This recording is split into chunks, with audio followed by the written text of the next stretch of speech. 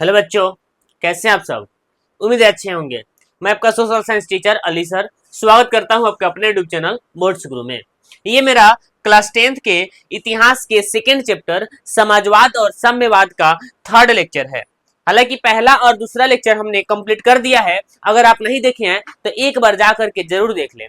Second lecture में जो बात हम कंप्लीट किए थे उसके आगे की बातें हम लोग आज जानेंगे और आज मेरा ये आखिरी लेक्चर होगा चैप्टर सेकेंड पे। ठीक है, आइए हम जानते हैं ये जो समाजवाद और साम्यवाद जो चैप्टर है, समाजवाद और साम्यवाद जो चैप्टर है इसको आज हम लोग फिनिश भी करेंगे। ठीक है, कुछ बातें हम लोग जो पहला इसके पिछले लेक्चर में छोड़े थे उसके आगे की बातें करेंगे। ये बौद्धिक कारण था, ये 1789 ईस्वी के कारण था, यानी कि रूस में हुए 1789 ईस्वी की फ्रांसीसी क्रांति के कारण के अंतर्गत आता है। इसको हम लोगों ने देख लिया था। ठीक है, आइए सेकेंड लेक्चर की बातें हैं, आप इसको जाकर के जरूर एक बार देख लेंगे। आइए हम देखते हैं, यहां पर एक क्वेश्चन है, रूस की क्रांति के प्रभाव या परिणाम। सुनिएगा ध्यान से, सुनिएगा। 1917 ईस्वी की जो क्रांति होती है रूस में, उस रूस की क्रांति के यहां पर हम लोग परिणाम देखेंगे। हालांकि कारण हम लोग देख चुके हैं। 1917 ईस्वी के रूस की क्रांति के कारण हम लोग देख चुके हैं पिछला लेक्चर में। अगर आप उस लेक्चर को नहीं देखे हैं तो एक बार जा करके जरूर देखें, फिर इस लेक्चर को देखेंगे, ज्यादा बेहतर होगा और ज्यादा अच्छा से समझ में आएगा। हम जानेंगे कि आखिर रूस की क्रांति के प्रभाव या परिणाम क्या था। आखिर रूस में जो क्रांति हो रही थी 1917 ईस्वी में, जो रूस में क्रांति हो रही थी, उस क्रांति के क्या परिणाम निकला, क्या रिजल्ट निकला और रूस पर इसका क्या प्रभाव पड़ा।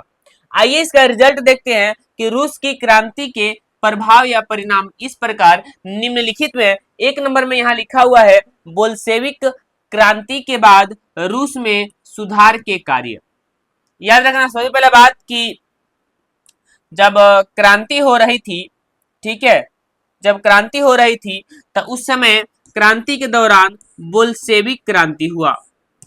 बोल्शेविक क्रांति,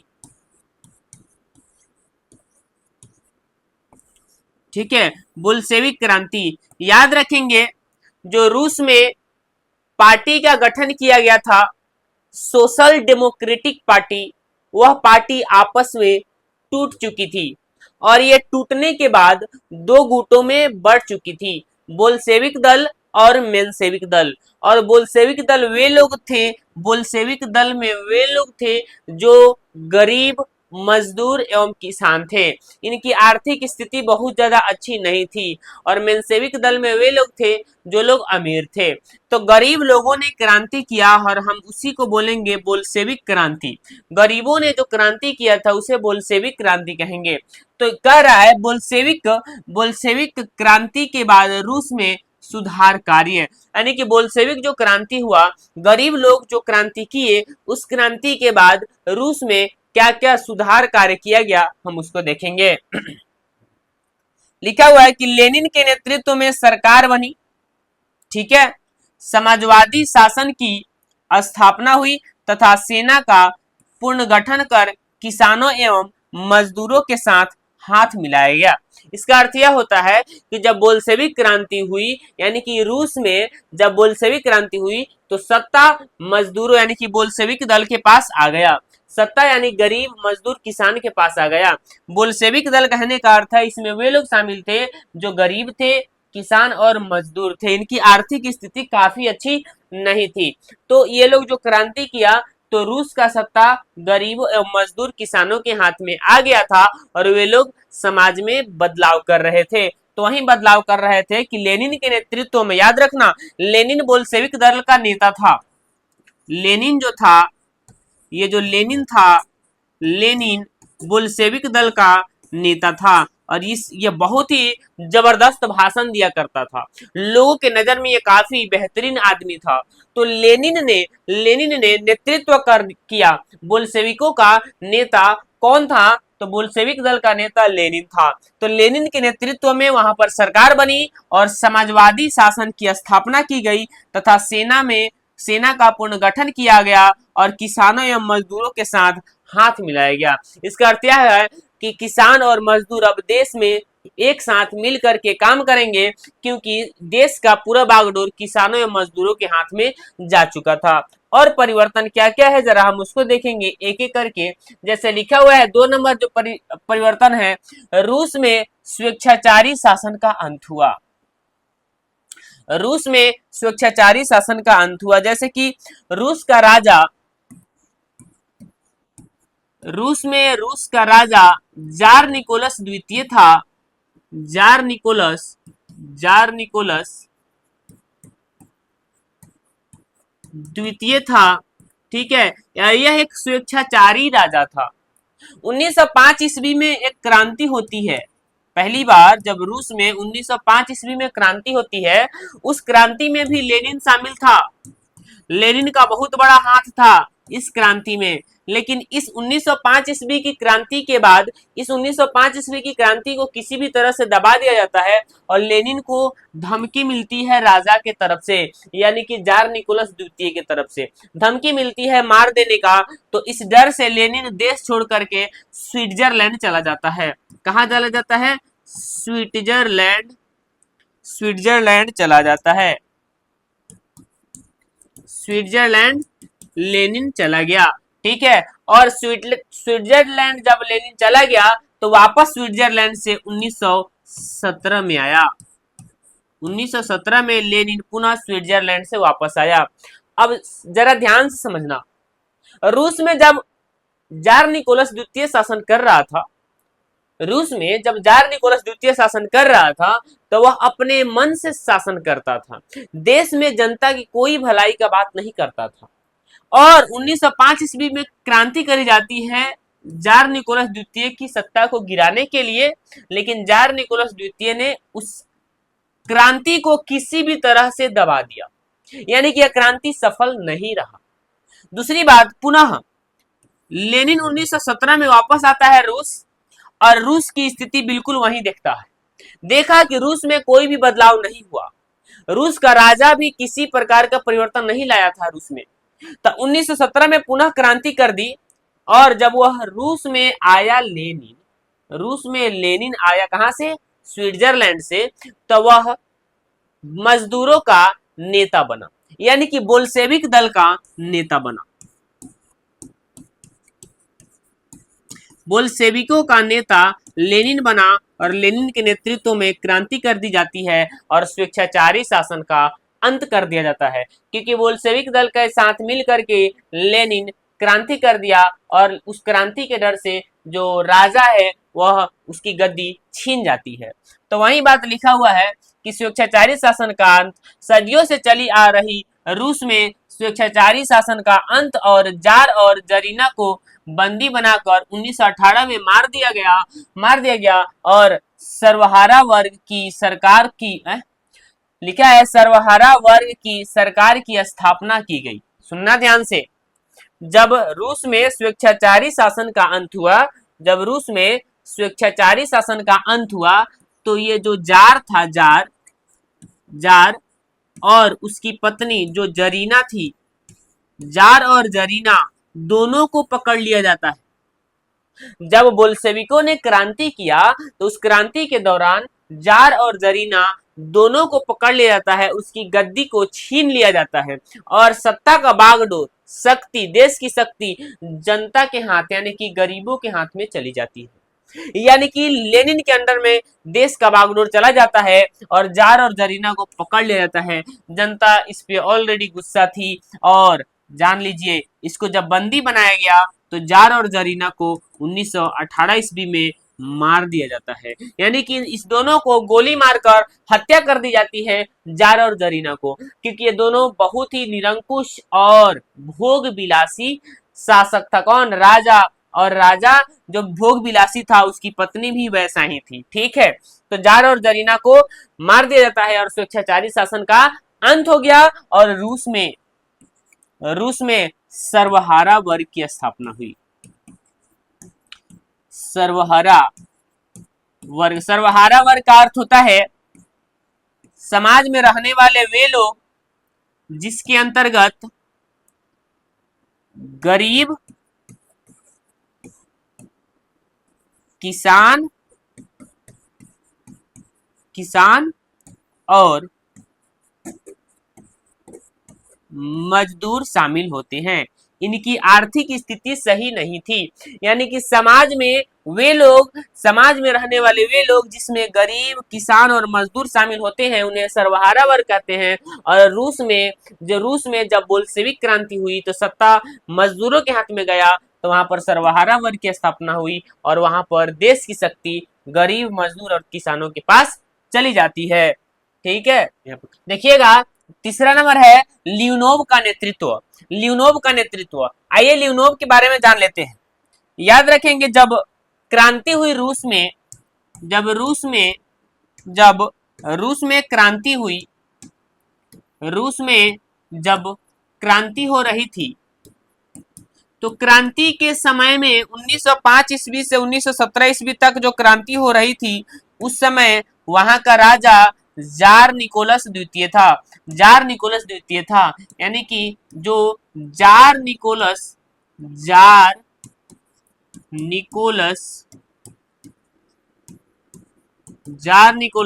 द्वितीय था। इस जार निकोलस द्वितीय के बाद वहां का शासक लियोनोव को बनाया गया। लियोनोव का नेतृत्व हो रहा था रूस में। रूस में जो लियोनोव था, लियोनोव जो राजा बना, वह अच्छा से शासन नहीं कर रहा था। अच्छा से शासन नहीं कर रहा था। अच्छा से शासन नहीं कर रहा था, जिसके कारण लियोनोव को भी उसकी गद्दी से हटा दिया जाता है। तो ये जानते ही बात लिखा है लियोनोव का नेतृत्व। लियोनोव जार निकोलस द्वितीय के बाद वहां का राजा बना और यह सही से शासन नहीं कर रहा था, इसलिए जनता लियोनोव को भी हटा दिया। लेकिन फिलहाल हम जानेंगे कि लियोनोव के नेतृत्व में वहां की गद्दी पर कोई असर नहीं पड़ रहा था, पुराने तरीके से ही शासन व्यवस्था हो रही थी, जिसके कारण लियोनोव को भी बाद में हटा दिया जाता है। नेक्स्ट कह रहा है कि विश्व दो खेमों में बंट गया। याद रखेंगे रूसी क्रांति के बाद विश्व दो खेमों में बंट गया, यानी कि विश्व का दो खेमों में बंटवारा हो गया, ये लिखा हुआ है। आप इसको जरा ध्यान से देखेंगे, विश्व का दो खेमों में बंटवारा हो गया। रूस की क्रांति ने पूरे विश्व को दो भागों में बांट दिया था, पूंजीवाद और साम्यवाद। इसके साथ ही रूस भी दो भागों में बंट गया, पूर्वी रूस और पश्चिमी रूस। आइए हम जान लेते हैं कि जब रूस में रूसी क्रांति हो रही थी, रूसी जब क्रांति हो रही थी, तो रूसी क्रांति के समय, रूस में जब क्रांति हो रही थी, तो रूसी क्रांति के समय जो रूस था, ये भी दो हिस्सों में बंट गया, दो हिस्सों में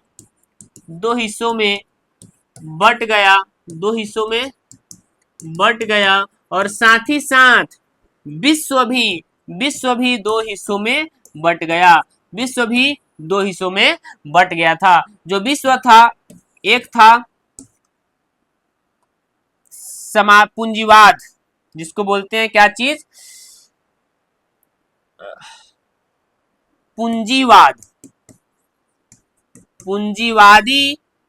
एक होता है पूंजीवादी युग और दूसरा था साम्यवादी युग। ठीक है, साम्यवादी युग। और दूसरा कि हम रूस की बात करें तो रूस भी दो हिस्सों में बटा था, पहला पूर्वी रूस और नेक्स्ट पश्चिमी रूस। ये भी रूस भी दो हिस्सों में बट गया था। तो यहाँ पर लिखा है कि विश्व दो हिस्सों में बट गया, जैसे रूस की क्रांति ने पूरे विश्व को दो भागों में बांट दिया, पूंजीवाद और साम्यवाद। इसके साथ ही रूस भी दो भागों में बट गया, पूर्वी रूस और पश्चिमी रूस। ठीक है, किसानों और नेक्स्ट लिखा है जो 5 नंबर में है, ये 5 नंबर है, किसानों और मजदूरों की स्थिति में सुधार।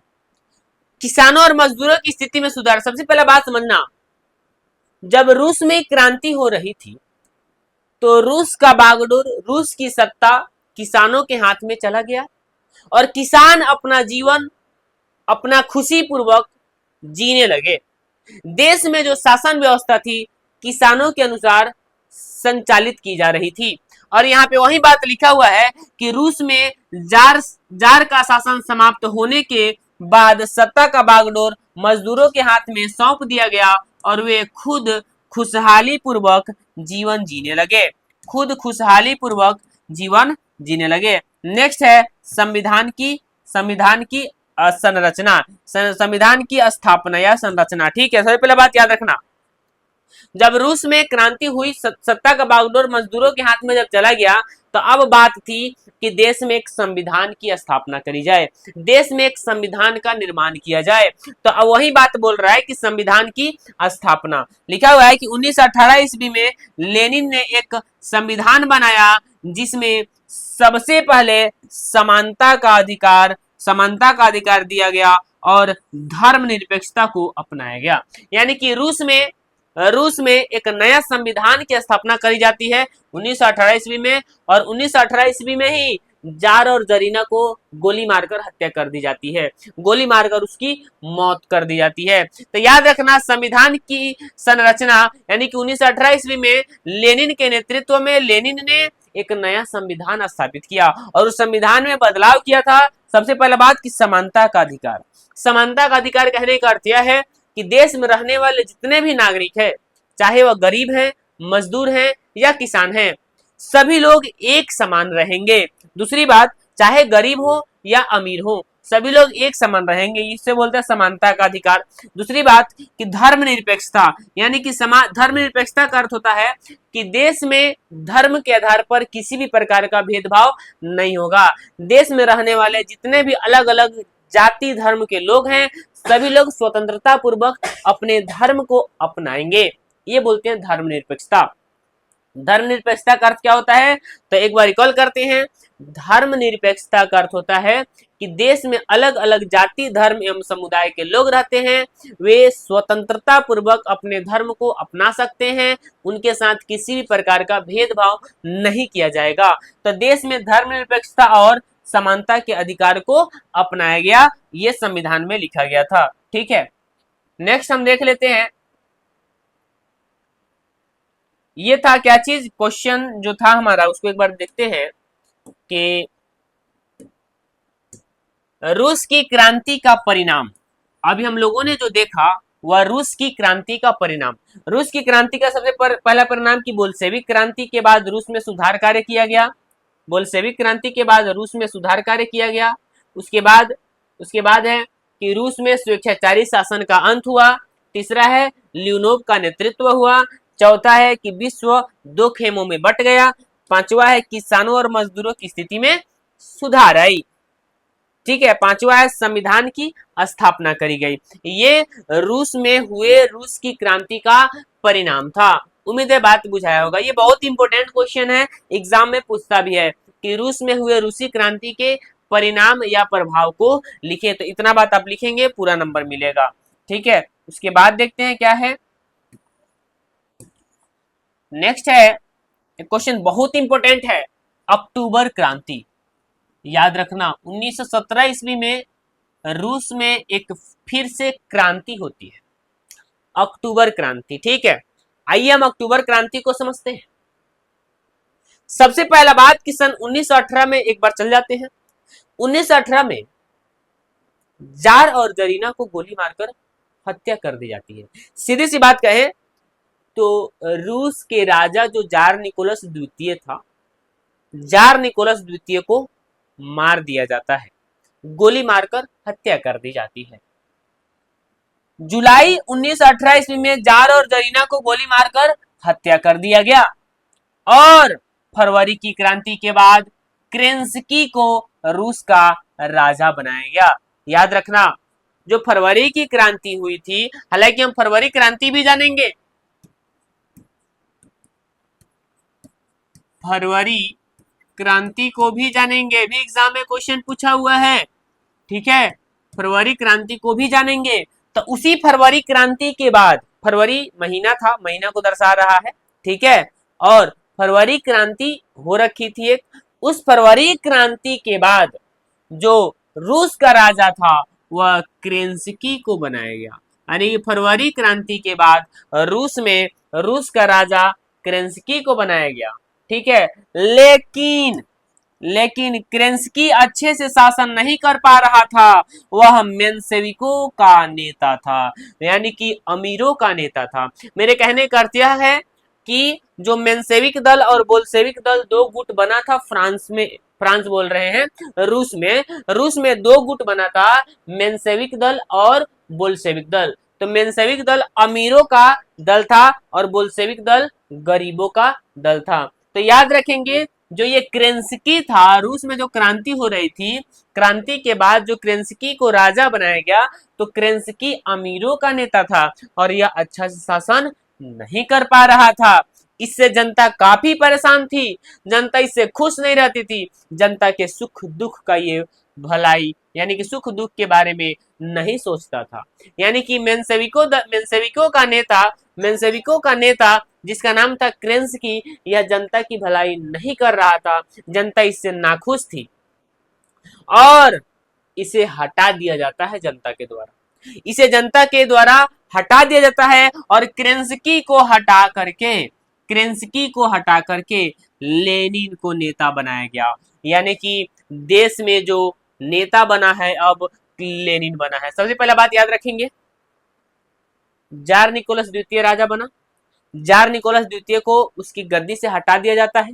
ठीक है, और अक्टूबर क्रांति के समय में, उस क्रांति के दौरान उसको हटा करके वहां का राजा केरेंस्की को बनाया गया और केरेंस्की को राजा बनाया गया।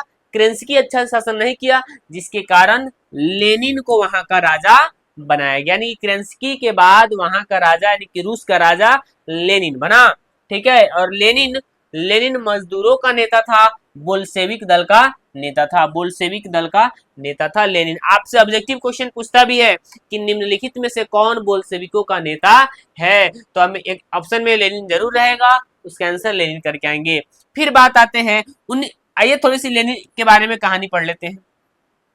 1905 ईस्वी की क्रांति के बाद लेनिन स्विट्जरलैंड भाग गया, यानी स्विट्जरलैंड चला गया, क्योंकि उसको धमकी मिला था, राजा ने बोला था कि अगर तुम यहाँ रहोगे तो तुमको भी मार दिया जाएगा। क्योंकि 1905 ईस्वी में खूनी रविवार की घटना घटित होती है, जिसमें आंदोलन करने वाले जितने भी मजदूर किसान थे लगभग सभी को मार दिया जाता है और उसमें लेनिन भी था। लेनिन को धमकी दी जाती है कि तुम यहाँ से भाग जाओ नहीं तो तुमको भी मार दिया जाएगा। लेनिन डर करके वहां से चला जाता है। आईआई की बात जानते हैं, रूस में कोई परिवर्तन, सुनिए ध्यान से, 1917 में वह वापस है। अभी बताए हैं कि लेनिन रूस में पुनः 1917 में वापस आता है और ऐसा पाता है कि रूस में कोई प्रकार का बदलाव नहीं हुआ था। लेनिन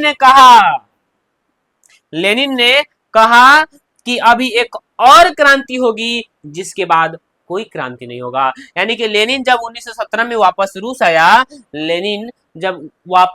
आया तो उसने कहा कि इस रूस में पुनः एक और क्रांति होगी, जिसके बाद कोई क्रांति नहीं होगा। किसने कहा था? लेनिन ने कहा था। और लेनिन बहुत ही जबरदस्त भाषण दिया करता था। देखिएगा क्रांति के दौरान ये देखिए लोगों को संबोधित करते हुए दिख रहा है आदमी, और देखिए जनता की कितनी सारी भीड़ है, और ये दिख रहा होगा आपको, ये क्रांति के दौरान उस समय की कुछ चित्र है जो आपको दिख पा रहा है, शायद ये ब्लर हो लेकिन देख लेंगे। ठीक है, सबसे पहला बात कि अक्टूबर की क्रांति से आप क्या समझते हैं, तो याद रखेंगे कि अक्टूबर की क्रांति में हम लोग सबसे पहले बात क्या जाने की 1918 ईस्वी में जार और जरीना को गोली मारकर हत्या कर दी जाती है, और उस जार और जरीना को जब गोली मारकर हत्या कर दी जाती है तो उसके बाद वहां का राजा केरेंस्की को बनाया गया। ठीक है, केरेंस्की अमीरों का नेता था, अच्छा से शासन नहीं कर रहा था। ठीक है, उसके बाद लेनिन को राजा बनाया गया। ठीक, और लेनिन जब राजा बना और लेनिन जब वापस रूस में आया था, कहाँ से? स्विट्जरलैंड से, तो उसने कहा कि रूस में एक और क्रांति होगी, जिसके बाद कोई भी क्रांति नहीं होगी। क्योंकि रूस में जब लेनिन आया तो कोई भी परिवर्तन रूस में नहीं हुआ था, यानी कि राजा जैसा शासन कर रहा था पुराने समय में, आज भी वैसा ही शासन कर रहा था। परिवर्तन नहीं होने के कारण लेनिन लोगों को संबोधित करते हुए अपना बात रखा था। ठीक है, क्वेश्चन पूछता है लेनिन कौन था? लेनिन कौन था? ठीक है, याद रखेंगे लेनिन बोल्शेविकों का नेता था। ठीक है, और याद रखना बचपन से ही लेनिन बचपन से ही इसका झुकाव साम्यवाद की तरफ था। बचपन से ही यह अचानक परिवर्तन लाना चाहता था और लेनिन जार की सत्ता का विरोध करता था। लेनिन जार निकोलस द्वितीय की सत्ता का विरोध करता था क्योंकि लेनिन का एक बड़ा भाई था। उस बड़ा भाई को ना राजा द्वारा किसी न किसी साजिश में किसी के मौत के इल्जाम में उसके भाई को फंसा दिया जाता है और उसको फांसी दे दी जाती है, जिसके कारण यह जार निकोलस द्वितीय का बिल्कुल विरोधी बन जाता है। ठीक है, तो आइए हम जानते हैं। लेनिन बोल्शेविक दल का नेता था। बचपन से ही लेनिन का झुकाव साम्यवाद की ओर था। वह जारशाही का विरोध करता था। उसके बाद क्योंकि उसके बड़े भाई को जार के हुक्म से फांसी दे दी गई थी। जार निकोलस द्वितीय के हुक्म से लेनिन के बड़े भाई को फांसी दे दी गई थी। इसीलिए लेनिन जार की सत्ता का, जारशाही का विरोध करता था। ठीक है, 1905 ईस्वी क्रांति में लेनिन का बहुत बड़ा योगदान था। लेनिन स्विट्जरलैंड भाग गया। उसके बाद स्विट्जरलैंड से मार्च और अप्रैल का महीना होता है, 1917 में वापस आया और केरेंस्की की सरकार को हटाकर खुद बोल्शेविकों का नेता बना और अपने मित्र ट्रस्की को अपना युद्ध मंत्री बना। देखिए, याद रखना एक बात, लेनिन का एक खास मित्र था। लेनिन जब स्विट्जरलैंड चला गया तो रूस में भी उसका एक मित्र था जिसका नाम था ट्रस्की। ठीक है, लेनिन का एक खास मित्र ट्रस्की था। ठीक है, और ट्रस्की रूस में रहता था और लेनिन स्विट्जरलैंड, और ये दोनों नेतृत्व अपने अकॉर्डिंग, जैसे ये यहाँ का बात वहां पहुंचाता था। जब लेनिन वापस आया स्विट्जरलैंड से रूस में, तो सबसे पहले अपने खास मित्र ट्रस्की से मुलाकात किया और इसी के सहारे यह बोल्शेविकों का नेता बन पाया। और जब यह बोल्शेविकों का नेता बना तो केरेंस्की को उसकी गद्दी से हटा देता है और रूस का राजा बन जाता है और अपने खास मित्र ट्रस्की को अपना युद्ध मंत्री बनाया। ट्रस्की इसका खास मित्र था लेनिन का, और लेनिन ने इस ट्रस्की को अपना युद्ध मंत्री बनाया। आपसे ऑब्जेक्टिव क्वेश्चन पूछता है कि लेनिन ने किसे अपना युद्ध मंत्री बनाया, तो ट्रस्की को। ठीक है, नेक्स्ट है लेनिन कौन था, और भी बातें इसमें। ठीक, उसके बाद क्वेश्चन है लेनिन के द्वारा किए गए कार्य यह कृतित्व को बताएं। कृतित्व क्या लिखा है? कृतित्व को बताएं। ठीक है, लेनिन द्वारा किए गए कार्य को बताएं। ठीक है, लेनिन द्वारा किए गए कुछ कार्य हैं उसको बताना है कि आखिर लेनिन जब राजा बना तो उसने क्या क्या देश में परिवर्तन किया, क्या क्या कार्य किया। तो आपको यहाँ लिखना है कि लेनिन द्वारा किया गया कार्य इस प्रकार निम्नलिखित है। ठीक है, लेनिन द्वारा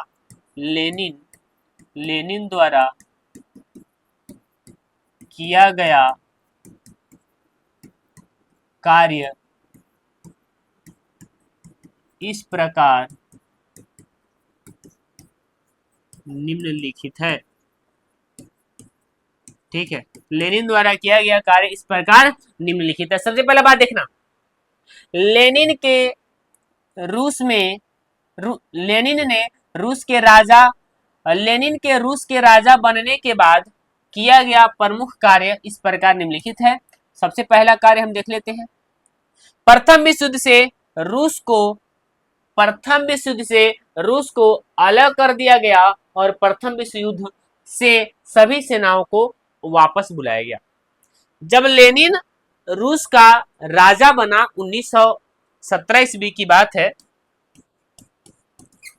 और 1917 ईस्वी में प्रथम विश्व युद्ध जारी था और प्रथम विश्व युद्ध में रूस भी शामिल था। जब लेनिन रूस का राजा बना तो लेनिन नहीं चाहता था किसी प्रकार का लड़ाई, तो लेनिन ने आदेश दिया अपने सेना को आदेश दिया कि प्रथम विश्व युद्ध से रूस की सारी सेना वापस आए, और वह नहीं चाहता था कि प्रथम विश्व युद्ध में रूस की सेना लड़े। ठीक है, तो वापस बुला लिया। प्रथम विश्व युद्ध में जो रूस की सेना लड़ाई लड़ रही थी उसे वापस कर बुला लिया। ये पहला बदलाव आपको समझ में आया। दूसरा देखेंगे, 1918 ईस्वी में रूस और जर्मनी के बीच एक संधि की गई जिसे ब्रेस्ट लिटोवस की संधि कहते हैं। इसका उद्देश्य शांति स्थापित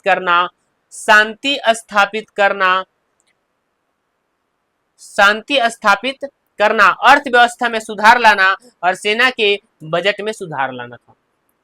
आपसे एग्जाम में क्वेश्चन पूछता भी है कि ब्रेस्ट लिटोवस की संधि से आप क्या समझते हैं। तो याद रखना 1918 ईस्वी में जर्मनी और रूस के बीच एक संधि होती है जिस संधि में यह निर्णय लिया जाता है कि अब देश में शांति स्थापित किया जाए और अर्थव्यवस्था में सुधार किया जाए, क्योंकि विश्व युद्ध जो हो रही थी काफी अर्थव्यवस्था खराब हो चुकी थी, महंगाई काफी बढ़ गई थी। तो वे लोग समझौता के तहत यह निर्णय लिए कि अब अर्थव्यवस्था में सुधार किया जाएगा और सेना के जो बजट है सेना में सुधार किया जाएगा। ये संधि किया गया कब? 1918 ईस्वी में। आपसे ऑब्जेक्टिव क्वेश्चन पूछता भी है कि ब्रेस्ट लिटोवस की संधि कब हुई थी, तो याद रखेंगे 1918 ईस्वी में ब्रेस्ट लिटोवस की संधि होती है। ब्रेस्ट लिटोवस की संधि 1918 ईस्वी में होती है। और ब्रेस्ट लिटोवस की संधि किनके बीच होती है? तो रूस और जर्मनी के बीच। ठीक है, ब्रेस्ट लिटोवस एक नामक जगह होता है। ठीक है, यहीं पर एक संधि होती है जर्मनी और रूस के बीच, क्योंकि प्रथम विश्व युद्ध से रूस वापस आ रहा था। तो जब युद्ध से वापस आ रहा था जर्मनी ने सवाल किया कि क्यों वापस जा रहा है, तो वह संधि किया और समझौता करके किसी भी तरह से बात को रखा। ठीक है, तो 1918 ईस्वी में रूस और जर्मनी के बीच एक संधि की गई जिसे ब्रेस्ट लिटोवस की संधि कहते हैं। इसका उद्देश्य शांति स्थापित करना, अर्थव्यवस्था में सुधार लाना, सेना के बजट में सुधार लाना था।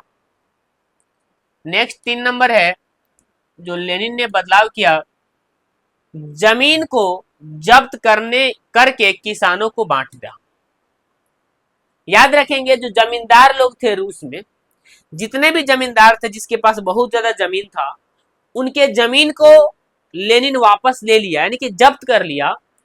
जितने भी इधर उधर जो जमीन था जिसके पास एक्स्ट्रा जमीन होते थे उससे जमीन ले लिया वापस, और ले करके जमींदारों को से जमीन ले करके और गरीबों को दे दिया ताकि वे अपना जीवन यापन कर सके। तो ये लेनिन ने बदलाव किया था। तो 4 नंबर है कि उद्योगों को राष्ट्रीयकृत करने के लिए चेका नामक सैन्य संगठन बनाया। याद रखना,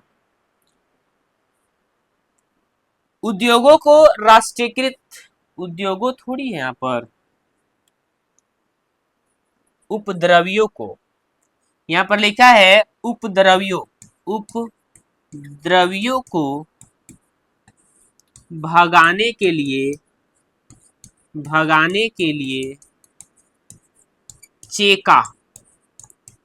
चेका नामक सेना का गठन किया।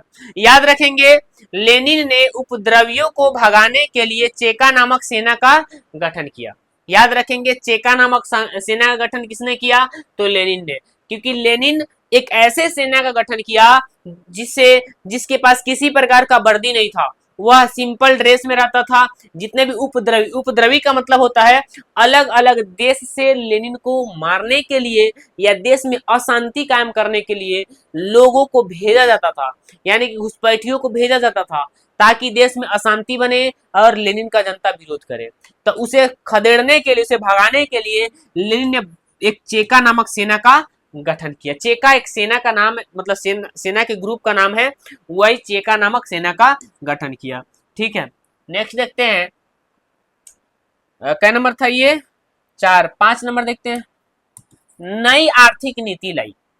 याद रखना लेनिन ने 1921 ईस्वी में नई आर्थिक नीति लाई। हालांकि एक ही दिन में बदलाव नहीं किया था, अपने जीवन काल में बहुत सारे बदलाव किया और लेनिन द्वारा नई आर्थिक नीति लाया गया।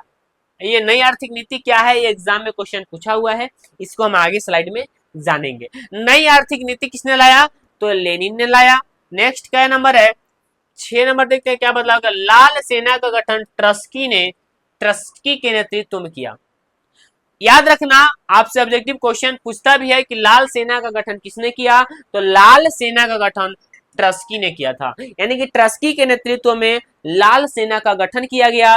लाल सेना का गठन किया गया ट्रस्की के नेतृत्व में, क्योंकि यह सेना का अर्थ होता है जो युद्ध लड़े, और मजबूत सेना, क्योंकि सेना के पे काफी खर्च किया जा रहा था, सेना पे काफी खर्च किया जा रहा था ताकि दूसरा देश इस पे घुसपैठ दोबारा नहीं कर सके। तो लाल सेना का गठन किया गया ट्रस्की के द्वारा। नेक्स्ट है शिक्षा। शिक्षा में सुधार और प्राथमिक शिक्षा को अनिवार्य किया गया।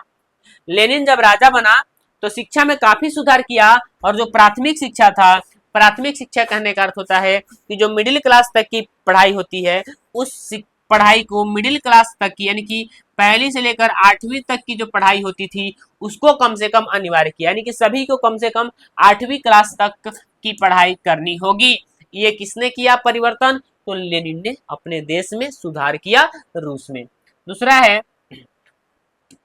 8 नंबर, प्रशासनिक सुधार और क्या है, प्रशासनिक सुधार और नौकरशाही व्यवस्था को हटाया।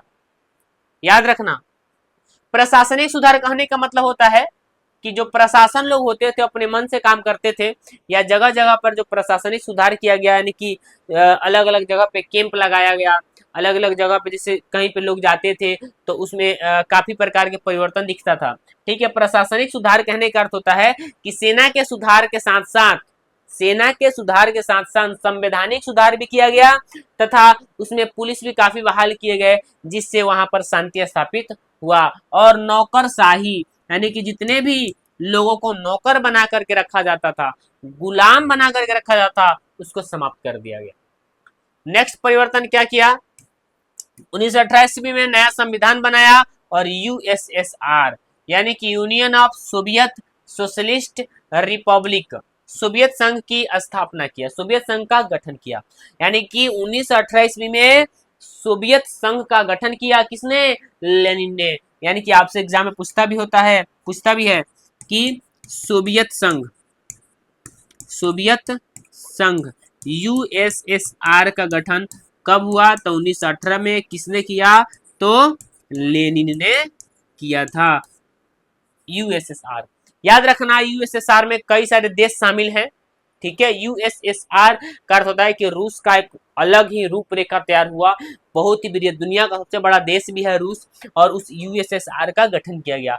हालांकि आज वर्तमान में इस यूएसएसआर का विघटन हो चुका है, लेकिन उस समय यूएसएसआर का गठन, यानी कि सोवियत संघ का गठन लेनिन ने किया था। ठीक है, नेक्स्ट क्वेश्चन ही बना है कि नई आर्थिक नीति क्या है? नई आर्थिक नीति क्या है? क्वेश्चन बना हुआ है कि नई आर्थिक नीति से आप क्या समझते हैं? आइए जानते हैं नई आर्थिक नीति। इसे न्यू इकोनॉमिक पॉलिसी भी कहते हैं, अर्थात एनईपी। एग्जाम में ये भी क्वेश्चन पूछा हुआ है कि एनईपी क्या है, यानी कि नई आर्थिक नीति क्या है, न्यू इकोनॉमिक पॉलिसी क्या है। तो आइए जानते हैं कि 1921 ईस्वी में लेनिन द्वारा एक नीति लाया गया जिसे नई आर्थिक नीति या न्यू इकोनॉमिक पॉलिसी कहते हैं। इसमें कई तरह के बदलाव किया गया, यानी कि नई आर्थिक नीति के तहत लेनिन के द्वारा कई तरीके से बदलाव किया गया। जैसे 1 नंबर में देखिए क्या बदलाव किया गया। इसमें किसानों के लिए निम्नलिखित कार्य किए गए। जगह जगह पर बैंक खोला गया। यहाँ पर 1 नंबर में आगा कि जगह जगह पर बैंक खोला गया, जगह जगह पर बैंक खोला गया, यानी किसानों के लिए, किसानों को बैंक में पैसा जमा करने के लिए जगह जगह पर ग्रामीण बैंक खोला गया। दूसरा बात, क्या नई आर्थिक नीति के तहत बदलाव किया गया कि 20 कर्मचारी से कम रहने पर भी कारखाने चलेंगे। यानी कि पहले जब राजा महाराजा का दौर था, तब छोटे छोटे लोग अपना कारखाना उद्योग, मिडिल क्लास के लोग नहीं खोल सकते थे, क्योंकि कम से कम 20 कारीगर चाहिए कारखाना को चलाने के लिए। लेकिन लेनिन ने परिवर्तन किया कि अब 20 कर्मचारी से कम भी रहेगा तभी कारखाना को चलाया जाएगा। ये नई आर्थिक नीति में यह परिवर्तन किया गया। तीसरा है कि व्यापार संघ की सदस्यता को समाप्त कर दिया गया। व्यापार संघ की सदस्यता कहने का अर्थ होता है कि जितने भी व्यापारी थे उन लोगों को विशेष अधिकार था, उन लोगों को व्यापार करने का एक विशेष अधिकार होता था कि यही लोग व्यापार करेंगे, दूसरा कोई नहीं करेंगे। तो उस व्यापार संघ की सदस्यता को क्या कर दिया गया? नष्ट कर दिया गया, समाप्त कर दिया गया। यानी कि व्यापारी कोई भी व्यापार कर सकता है, यानी कोई भी व्यापारी बन सकता है, कोई भी अपना उद्योग लगा करके अपना व्यापार कर सकता है। नेक्स्ट 4 नंबर देखते हैं। भूमिहीन किसानों को जमीन और विभिन्न भूमिहीन विभिन्न भूमिहीनों को जमीन का आदेश दिया है। यहाँ पर भूमिहीन किसानों को जमीन दिया, ठीक है, भूमिहीन किसानों को जमीन दिया, सब हट जाएगा, ठीक है, भूमिहीन किसानों को जमीन दी, यानी कि जिनके पास जमीन नहीं होता था, जिन किसानों के पास जमीन नहीं था, उनको क्या किया, भूमिहीन किसानों को क्या किया,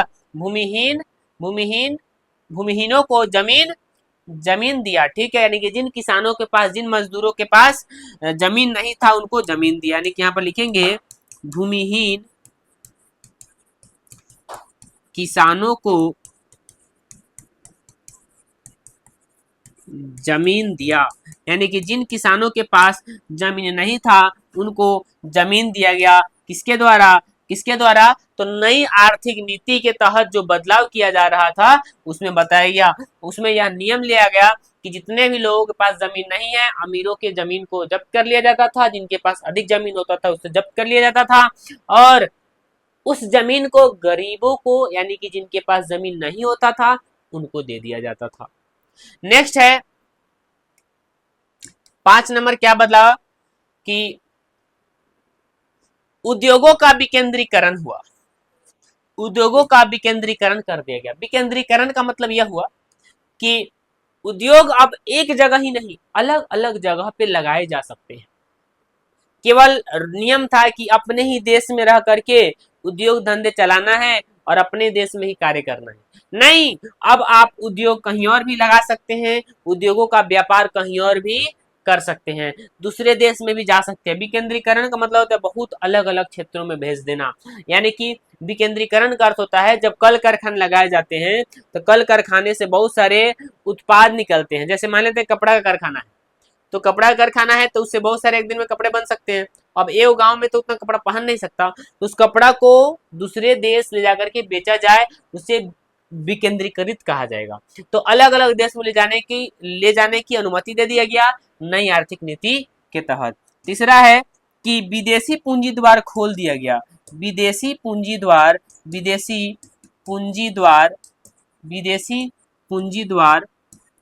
खोल दिया गया,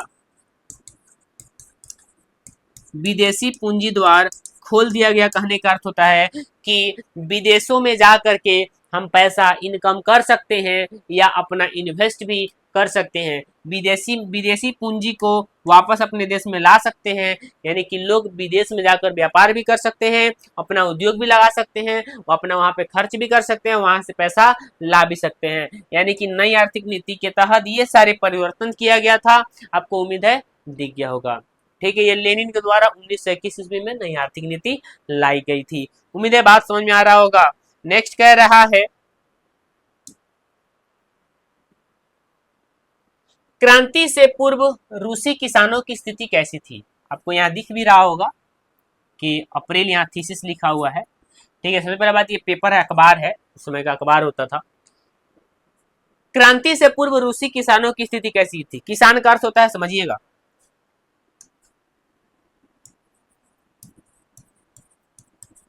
किसान वे लोग होते हैं जो खेती करते हैं, खेती करने के लिए जमीन चाहिए, किसानों के पास यही जमीन नहीं होता था, जमीन नहीं होता था, और होता भी था तो जमीन के पास कम होता था, कम होने के पास ये खेती करते थे। कैसे तो पुराने तरीके से, पुराने तकनीक से ये खेती करते थे, जिसके वजह से पुराने तकनीक से खेती करते थे, जिसके वजह से उपज कम होती थी, और उपज कम होती थी तो इनको फायदा भी नहीं होता था, और जब फायदा नहीं होता था तो किसानों की स्थिति दयनीय हो गई, यानी कि रूसी क्रांति से पहले की बात बता रहे हैं।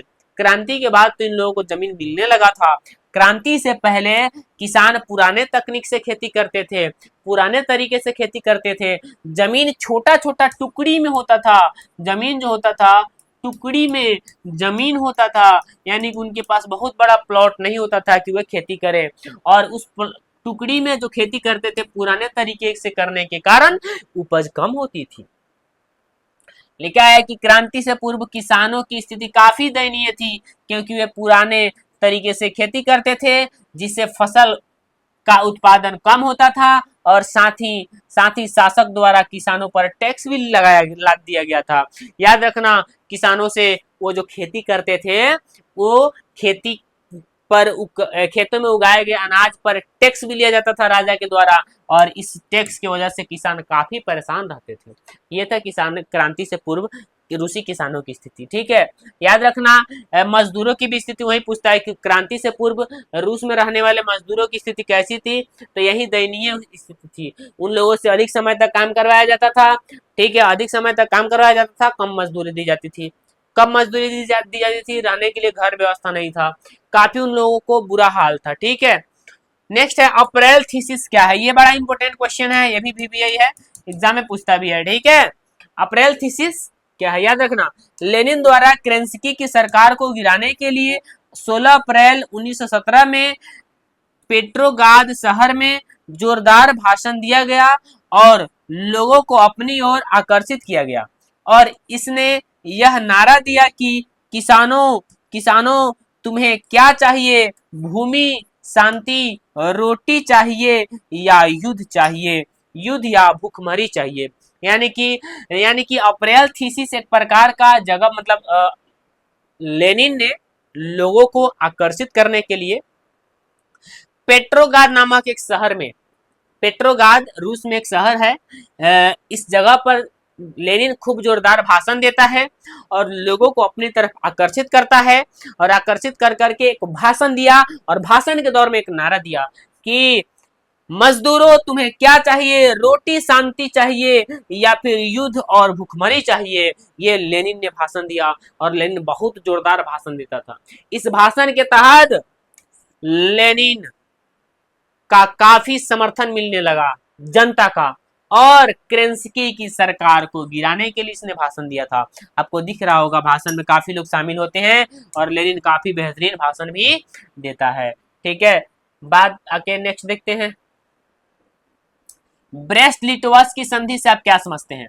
ब्रेस्ट लिटोवस की संधि से क्या समझते हैं, ये बता दिया गया था पिछले स्लाइड में कि मार्च 1918 ईस्वी में जर्मनी और रूस के बीच एक संधि हुई थी, जिसे ब्रेस्ट लिटोवस की संधि कहते हैं। इस संधि का मुख्य उद्देश्य क्या था तो जानते हैं, शांति स्थापित करना था, अर्थव्यवस्था में सुधार लाना था, और सेना में के बजट में सुधार लाना था। हालांकि पिछले स्लाइड में कर लिए थे, इसलिए इसको हम थोड़ा तेजी में कर दिए। उम्मीद है बात समझ में आ रहा होगा। यानी कि ब्रेस्ट लिटोवस की संधि कब होती है तो 1918 ईस्वी में होती है। किसके बीच होती है, किसके बीच होती है तो जर्मनी और रूस के बीच होती है, क्योंकि प्रथम विश्व युद्ध से वापस आने का आदेश दिया गया था लेनिन के द्वारा। ठीक है, जिसकी वजह से यह संधि होती है।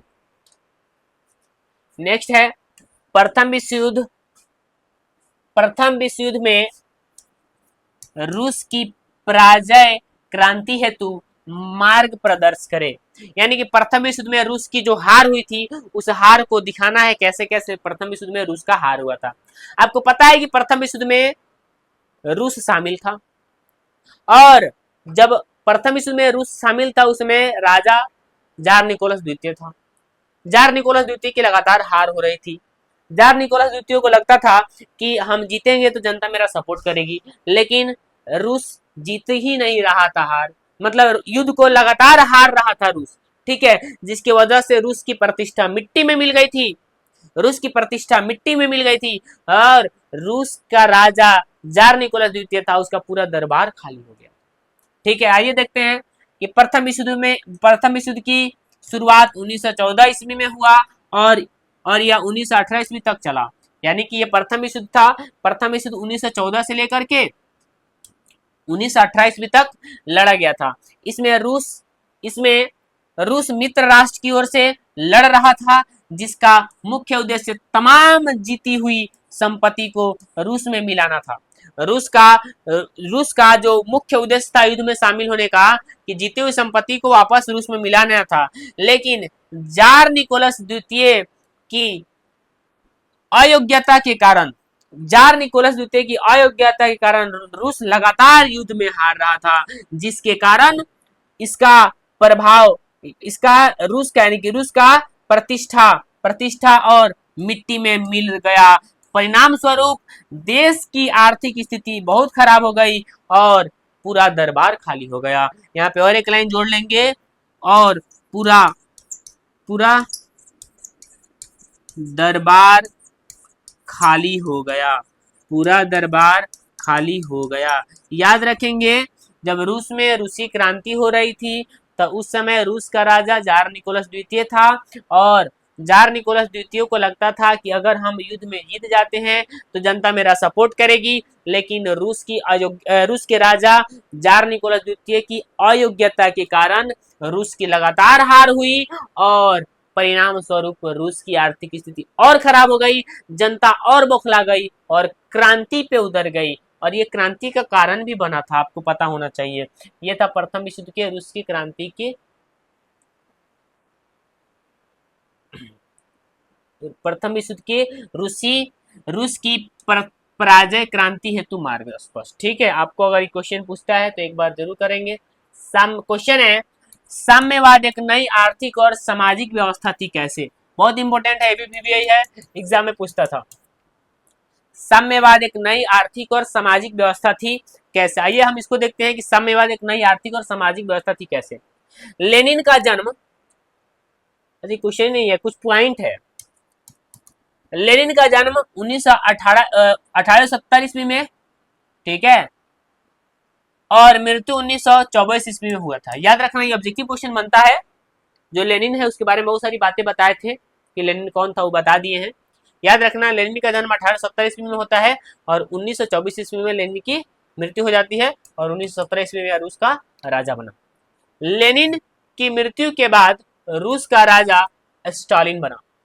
जार निकोलस द्वितीय पहला राजा 1905 ईस्वी में, जो जार निकोलस द्वितीय था। जार निकोलस द्वितीय के बाद क्रेंस्की के बाद लेनिन, उससे पहले भी ल्यूनोव भी था, लेनिन, और लेनिन के बाद स्टालिन, यानी कि लेनिन के बाद रूस का राजा स्टालिन बना। कुछ और भी पॉइंट है, हम इसको भी देख लेंगे, ये स्टार पॉइंट में रखेंगे अपना। रूस में 1861 ईस्वी में, पुरानी बातें हैं, रूस में 1861 ईस्वी में जार निकोलस द्वितीय के द्वारा कृषक दास प्रथा का अंत किया गया था, लेकिन किसानों की स्थिति में कोई सुधार नहीं हुआ। यानी कि कृषक दास प्रथा का अंत किया गया जार निकोलस द्वितीय के द्वारा। ये थोड़ा सा अच्छा काम किया था, लेकिन फिर भी किसानों की स्थिति में कोई सुधार नहीं आया था। ठीक है, ये पॉइंट है, जरा लिखेंगे, अपना समझेंगे। ठीक है, किसी प्रकार का किसी को डाउट हो तो कमेंट बॉक्स में जरूर लिखेंगे। ठीक है, नेक्स्ट पॉइंट है, रॉबर्ट ओवेन इंग्लैंड का निवासी था। ये भी ऑब्जेक्टिव क्वेश्चन पूछा हुआ था कि रॉबर्ट ओवेन कहाँ का निवासी था, तो रॉबर्ट ओवेन इंग्लैंड का निवासी था। ये एक दार्शनिक था। ठीक है, रॉबर्ट ओवेन जो इंग्लैंड यूरोप महादेश का एक छोटा सा देश है जो लगभग दुनिया के सभी देशों पर शासन किया है। ठीक है, दूसरा स्टार पॉइंट है कि वैज्ञानिक साम्यवाद का जनक कार्ल मार्क्स। ये भी बता दिया गया था कि वैज्ञानिक समाजवाद का जनक किसे कहा जाता है, वैज्ञानिक समाजवाद का जनक कार्ल मार्क्स को, और साम्यवाद का भी जनक कार्ल मार्क्स को कहा जाता है। ठीक है, कार्ल मार्क्स ने दास कैपिटल की रचना की थी, जिसे 1967 में प्रकाशित किया गया था। और फ्रेडरिक एंगल्स को वैज्ञानिक समाजवाद का जनक कार्ल मार्क्स और फ्रेडरिक एंगल्स को कहा जाता है। याद रखना ये बात, साम्यवाद का जनक कार्ल मार्क्स को और वैज्ञानिक समाजवाद का जनक कार्ल मार्क्स और फ्रेडरिक एंगल्स को कहा जाता है। ये पॉइंट है, जरा याद रखेंगे। और फाइनली हमारा ये सेकंड नंबर जो चैप्टर है वो अंत हो गया है। ठीक है, इसका जो क्वेश्चन आंसर है, ऑब्जेक्टिव है, जो बहुत इंपॉर्टेंट है, एक लेक्चर में उसको भी लेकर के आएंगे और खत्म करेंगे।